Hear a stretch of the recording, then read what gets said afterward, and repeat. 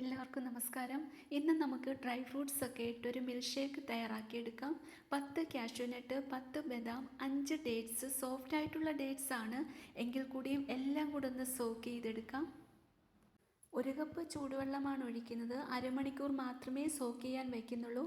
ഇനി വെള്ളമൊക്കെ മാറ്റിയെടുക്കാം. ജാറിലേക്ക് ഡ്രൈ ഫ്രൂട്ട്സ് ഇടാം.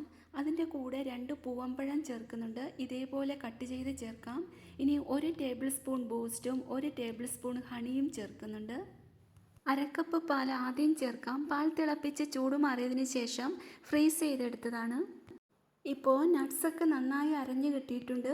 ബാക്കി പാലൂടെ ഒഴിച്ച് ബ്ലെൻഡ് ചെയ്തെടുക്കാം. മൊത്തത്തിൽ 1/2 ലിറ്റർ പാലാണ് എടുത്തിട്ടുള്ളത്.